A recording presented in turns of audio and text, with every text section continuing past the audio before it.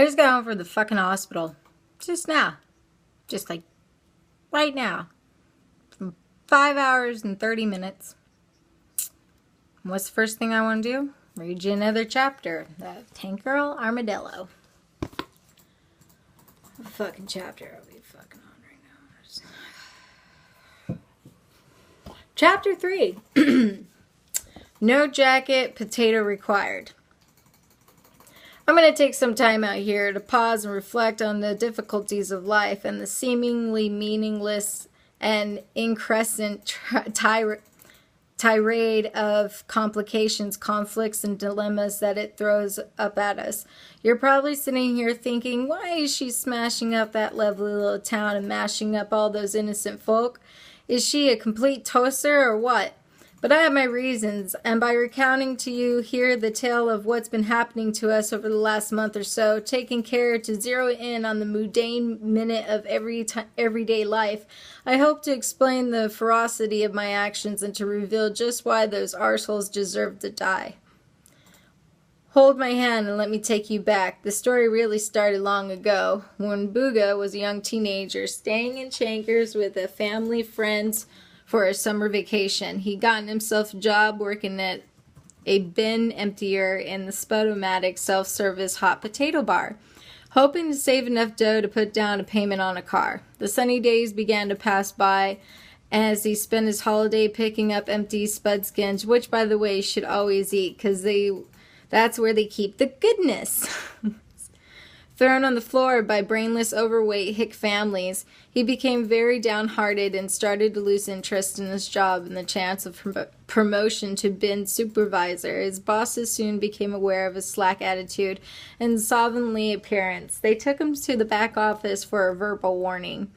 The manager said to him, "Now listen to us, young Booga. We've been keeping a close eye on you, and we can't help thinking that you're letting the side down. We want our staff to look keen, sharp, and above all happy." Their manner was as assumptuous and condescending as ever. Booga said, "Yeah, but I don't feel personally fulfilled by this job." They said, "Booga, there is no I in team." To which Booga apparently replied, "No, but there's a you in cunts." So there he was, young, brain dead, and job free in Chankers. Delinquency will always find its way to a bored kid wandering around the streets of a town like Chankers. Booga fell in with a gang of no-good nicks from the rotten side of the tracks, call themselves the Niros after the Panorama hit single Robert De Niro waving. Soon he found himself acting as lookout on several aborted late-night attempts to steal donuts from the local bakery, one of which ended in the arrest and detainment of De Niro's gang leader, Pinky Punky Pearson. Pearson, a young youth known for aggravating the cops, had been caught with his pants around down and was duly set off with a smack bottom to a reformatory for underage offenders and naughty people. Booga hadn't found it easy making friends in Chankers, and Pearson was the only lad that he had managed to form any kind of bond with, so his sudden disappearance sent Booga into a loony depression.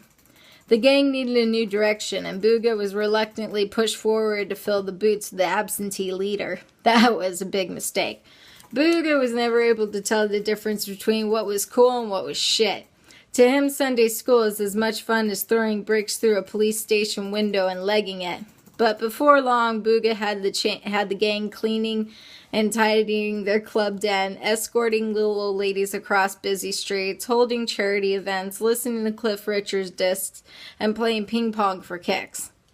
It didn't take much time for the gang to suss that Booga sucked. He was knocked off from his high horse in a rebellious uprising.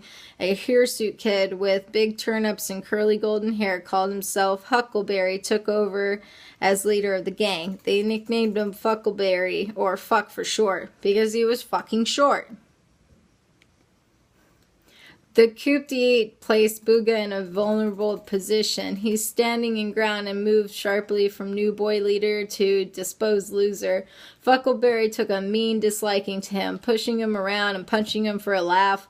Booga found himself shunned by the rest of the gang, much in the same way that bangers pushed the old guy out on the set when a young upstart shows his superior strength, and he was bullied and mocked in a jolly, upsporting manner. One time, Booga got himself in a scrap with Fuckleberry and was getting his ass kicked. He made his escape by pulling a clump of Fuck's hair out and left the kid screaming in agony. Booga left the turf and used it as a crowning glory of a voodoo doll he was making. The two boys never met up again. Booga made damn sure of that. Bad vibes travel fast in small communities, and soon the whole town was down on poor Booga. He became the scapegoat for every little misdemeanor and found himself harassed, blamed, and persecuted from one end of the town to the other. He was forced to go underground for the rest of his vacation. Next will be Chapter 4, Chicken Shit for the Soul. Thank you for listening to Ravenlaced narrating Tank Girl Armadillo. Please check in, and thanks for watching, guys. Just got out of the fucking hospital, seriously.